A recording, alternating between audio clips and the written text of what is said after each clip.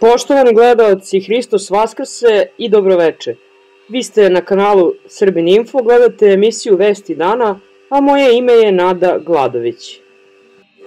Blokada RTS-a ulazi u 9. dan, a protesti studenata ne jenjavaju. Aktivnosti su usmerene na odavanje počasti stradalim radnicima RTS-a koji su poginuli tokom NATO bombardovanja 1999. godine, kao i na pritisak za reforme u Savetu REM-a. U okviru ovih protesta organizovano je polaganje venaca ispred spomenika Zašto, dok studenti iz Valjeva i drugih gradova nastavljaju pešačenje ka Novom Sadu u znak solidarnosti. Takođe, radnici RTS-a pokrenuli su peticiju koja traži raspisivanje novog javnog poziva za kandidovanje članova Saveta REM-a, čime žele da doprinesu boljoj transparentnosti i odgovornosti u funkcionisanju javnog servisa. Studenti su nezvanično rekli da je ove godine tokom noći bilo okupljeno dosta ljudi, porodica, radnika, koji su poginule tog 23. aprila 1999. godine tokom bombardovanja. Studenti u blokadi su im tokom noći takođe položili vence sa cvećem. Oni su pozvali nadležne da ulože veći napor u rasvetljavanju svih okolnosti oko bombardovanja i podsjetili su da grad Beograd nije ispunio obećanje da će na mestu stradanja radnika RTS-a biti podignuto spomen obeležje u Aberdarevoj. Studenti ne puštaju muziku danas ceo dan u znak sećanja na stradale radnike i najavili su da su danas u 14 časova i 6 minuta da se okupe ispred spomenika Zašto i pozvali su građane da ponovo polaže vence i odaju poštu stradalima u bombardovanju. Zgrada RTS-a bombardovana je tokom emitovanja vesti u 2 sata i 6 minuta iza ponoći 23. aprila 1999. godine. Prvi put u istoriji ratovanja pogođena je jedna medijska kuća koja je prethodno proglašena za legitimni vojni cilj. Tada je poginulo 16 radnika RTS-a koji su stradali na svojim radnim mestima. Ujedinjeni granski sindikati UGS Nezavisnost pozvali su danas svoje članove da 1. maj, međunarodni praznik rada, i ove godine obeleže na Beogradskom trgu Slavija.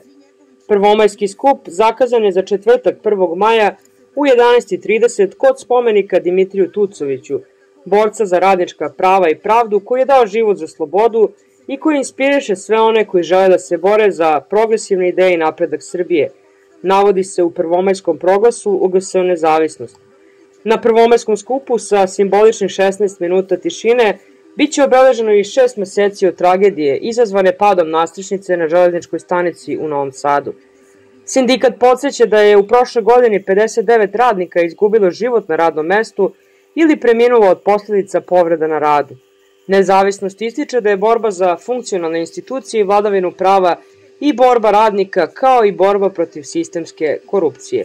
U proglasu stoji da članstvo veruje svom sindikatu u borbi za bezbedno i zdravo radno mesto, bez nasilja i diskriminacije, za kvalitetne kolektivne ugovore i bolje zarade, za bolje radno zakonodavstvo, a pre svega za zakon o radu i zakon o štrajku, za pravo na organizovanje i pravo na pregovaranje i organizovanje štrajkova i protesta. Ne postoji ni jedno pravo radnika da se za njega nije izborio sindikat i naša solidarnost sa drugima ne poznaje nacionalne granice, ukazuje Nezavisnost. U prvomajskom proglasu uz poruku da su demokratski nezavisni sindikati temelj demokratije i napretka u jednom društvu. Profesori Beogradskog univerziteta predali su pismo vladi kojim traže stavljanje van snage uredbe o izmeni uredbe normativima i standardima uslova rada univerziteta i fakulteta. Mi na uredbu gledamo kao na novu nastrešnicu koja se nadvija nad visokim obrazovanjem, rekao je profesor na Filozofskom fakultetu Oliver Tošković. Dvočlana delegacija profesora ušla je u zgradu i predala pismo vladi Srbije, a obraćaju se direktno premijeru Macutu koji je profesor na univerzitetu. Studenti iz Vlasotinca oslikali su u Nešićevom keju mural na kojem se nalazi 16 ptica, konstrukcija nastrešnice i imena svih stradalih u padu nastrešnice na železničkoj stanici u Novom Sadu. Prenele su danas južne vesti. Dizajn murala osmislili smo svi mi studenti iz Vlasotinca i želeli smo da to bude zajednička ideja. Ovo je prvi mural u Srbiji posvećen žrtvama u Novom Sadu, a njime smo želeli da pokažemo solidarnost i da, iako je malo mesto u Srbiji, Vlasotince može da uradi velike stvari. I Vlasotince pumpa, poručila je studentkinja Marta. Sindikat Nezavisnost Državnog univerziteta u Novom Pazaru ocenio je da online nastava na toj visokoškolskoj ustanovi je doživela gotovo apsolutni bojkot od strane studenta, dok iz uprave univerziteta tvrde da je neupitno govoriti o procentima studenta koji je pohađaju online nastavu posle samo 4 dana. I sindikata su zbog nepostojanja nikakve sumnje da će se blokada tako loše organizovane, nefunkcionalne, nekvalitetne nastave nastaviti, predložili da se ona prekine, te da se prikupe mišljenja studijskih programa o izvođenju nastave uživo, kada svi studentski zahtevi budu ispunjeni. A novi ministar informisanja i telekomunikacija Boris Bratina izjavio da je blokada RTS-a neprihvatljiva i da niko ne može da opravda da se novinarima zabranjuje rad uz ocenu da je reč o političkom zahtevu studenta u blokadi koji su, kako kaže, još jednom pokazali da imaju političke ciljeve. Bratina je u intervju za Tanjug, prvom postupanju na dužnost ministara, rekao da blokada RTS-a, koja je trajala od prošle ponedeljka, predstavlja traćenje možda najvećeg medijskog resursa u zemlji i ponovo da očekuje da nadležni organi, policije i pravosuđe reaguju povodom nezakonite blokade. Maturanti Karlovačke gimnazije danas su stupili u potpunu blokadu te škole na osnovu odluke plenuma maturanata.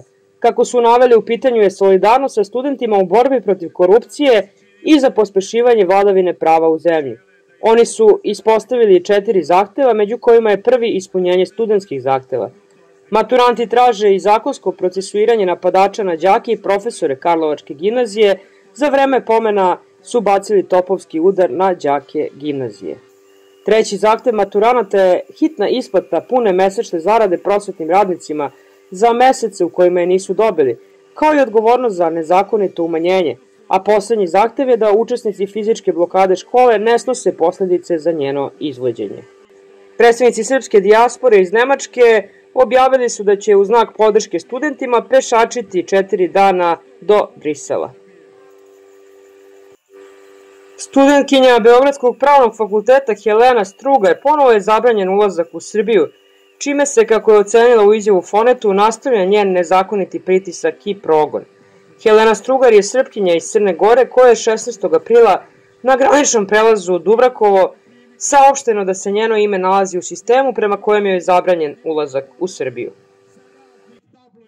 A u nastavku poslušajte poruku patrijarhu srpskom gospodinu Porfiriju, upućenog od strane jednog od momaka koji pešače ka Hilandaru. Pomaži Bog, braći i sestre. Evo, mi smo na putu ka Svete Gore na Hodočašću. Krenuli smo put Hilandara, evo već 6. dan gazimo. Želeo bih ovom prilikom da pozovem srpskog patrijarha Porfirija. Ako iole razume Srbe, Srbiju, srpsku veru, srpsku slavu, naše pretke koji su živote dali da bismo mi slobodno hodali ovom zemljom, da izađe, osudi režim i sistem Aleksandra Vučića, stane uz decu i studente, stane uz slobodni narod Srbije, izađe i povede litiju kao što je poveo patrijarh Pavle kada su studenti pregazili sistem Miloševića. Još jednom pozivam, znači, sve naše vladike, sve naše sveštenike na čelu sa patrijarhom Porfirijem da izađu, podrže sve studente i jasno stanu uz narod Republike Srbije. Živeo slobodni narod Republike Srbije, živeli studenti, živela Srbija. Sve najbolje, pozdrav!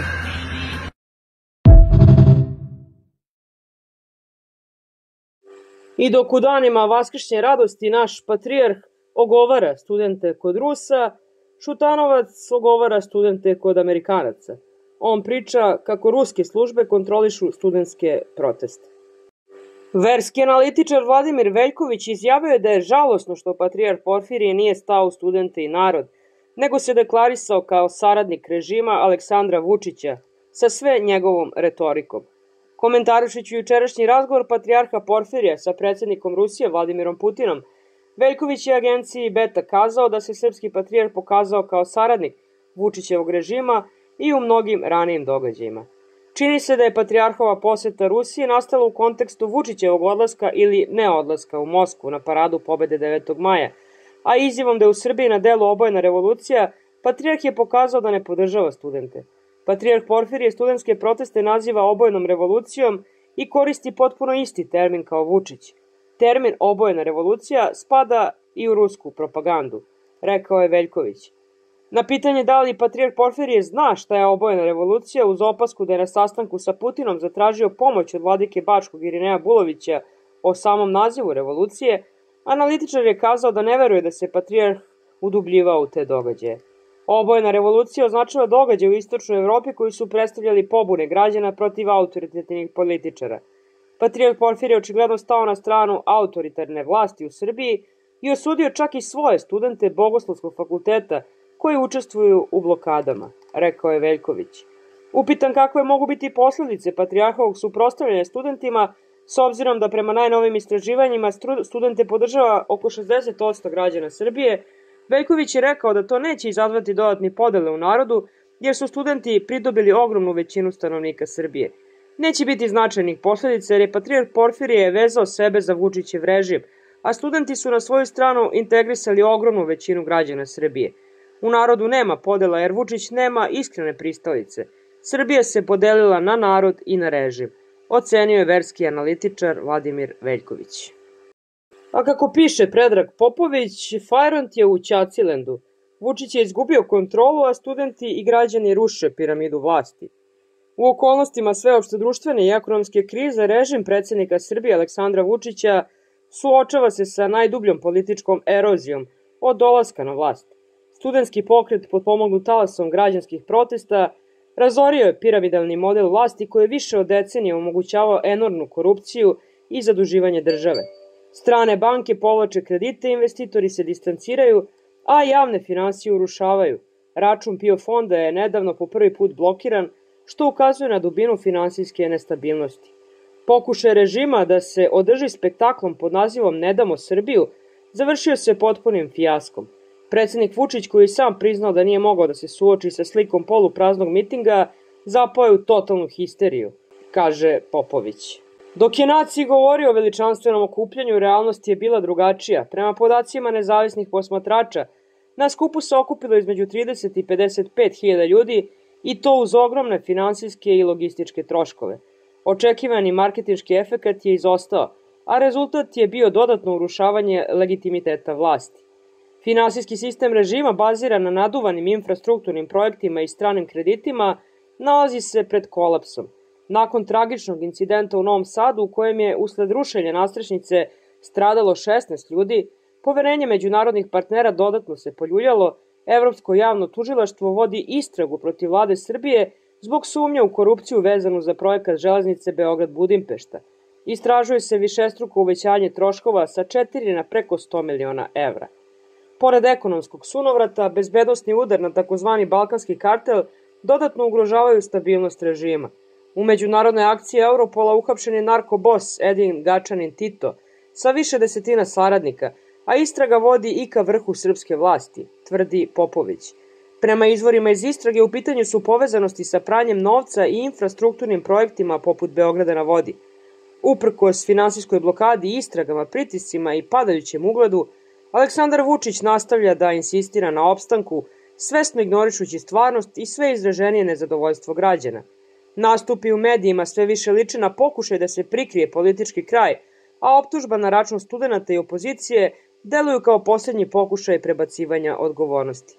Politički analitičari procenjuju da je aktualna vlast ušla u završnu fazu, dok se javnost sve glasnije pita ne da li će, već kada će doći do konačnog pada, kaže Predrag Popović. Pripadnici SIP-a pokušali su da uhapse predsjednika Republike Srpske Milorada Dodika u istočnom Sarajevu. Pripadnici MUP-a Republike Srpske nisu dopustili službenicima SIP-a da uđu u zgradu u kojoj se nalazi Dodik. Pa evo jedne najnovije vesti. Naime, ovo ukazuje na jednu od malih pobeda, odnosno velikih pobeda naših studenta i istrenih građana. Za ponedeljak je zakazana sednica u Skupštini Srbije, a na dnevnom redu je izbor novih članova Saveta REM-a. Nevena Đurić, predsednik Odbora za kulturu i informisanje, zakazala je sednicu Skupštinskog odbora za ponedeljak, na kojoj će na dnevnom redu biti donošenje odluke o pokretanju postupka za predlaganje kandidata za izbor članova Saveta REM-a. To je i zahtev studenta koji danima blokiraju RTS. Danas su blokirani računi Elektrodistribucije Srbije. Kompanija je u minusu od 59 miliona evra. U jednom trenutku sve će morati da stane. Danas je Skupštinska kamera uhvatila i Anu Brnabić, samo ne znaju s kim tačno priča ili možda trenira. Javnog medijskog servisa RTS. Da prekinu maltretiranje i teror nad radnicima RTS, koji je danas, koliko se ne varam, ušao 8. ili 9. dan, ali to je svakako preko 200 sati terora i maltretiranja, zabrane rada ljudima, zabrane da neko unese hranu na svoje radno mesto, da neko izađe i bude sa svojom porodicom za Uskrs, ili da se na adekvatan način oda pošta za poginule u NATO agresiji. I ono što je posebno poražavajuće i emotivno teško, a to je da je prvi put u 25 godina RTS nije mogao direktno da prenosi taj komemoratiivni skup kako bi obeležili agresiju, odnosno brutalno i otvoreno ubistvo i ratni zločin nad ovom zemljom i nad zaposlenima u RTS-u. I za kraj da vam pročitamo jedan post koji je podelio Savez pravoslavnih žena na svom Facebook profilu. Zaista su počela apokaliptička vremena, jer iznutra iz crkve počinju da gone svetu apostolsku sabornost. Mi pravoslavni ne shvatamo položaj patrijarha mehanički, papistički. Sam patrijaršijski položaj ni najmanje ne daje garancije da će patrijarh mehanički i automatski biti imalac i čuvar svete istine Hristove. Od njega se traže lični podvizi, i to više od njega nego li od ma koga drugoga. Jer kome je mnogo dano, od njega će se mnogo iskati. Jer koji na gori stoji, mora blistati kao sunce, da bi osvetljavao i obasjavao sve nas dole u nizini. Da patrijaršijski položaj automatski ne čini čoveka nepogrešivim u istinama vere, dokaz su patrijarsi i eretici. Tako misle i tako veruju mehanizatori hrišćanstva remokatolici. Za njih papski položaj automatski i gotovo magijski čini papu nepogrešivim. A mi pravoslavni verujemo i ispovedamo da nikakav patrijarh ne može bez ličnih, svetih, apostolskih podviga biti istinski čuvar svete apostolske saborne istine Hristove. To verujemo i ispovedamo. To ćemo verovati i ispovedati u vek i do veka. Sveti Ava Justin Ćelijski. Svi Srbi magde bili u svetu i svi ljudi dobre volje. Vi se nalazite na kanalima Srbin Info i Centar. Ovom prilikom želim da vas informišem da je YouTube omogućio pretplatu na našim kanalima. Time ostvarujete neke od pogodnosti. Također, ako želite da pomognete rad naše redakcije, možete uplatiti donacije preko platforme Patreon ili direktno na naš devizni ili dinarski račun firme. Instrukcije za plaćanje možete naći u opisu svakog našeg videa.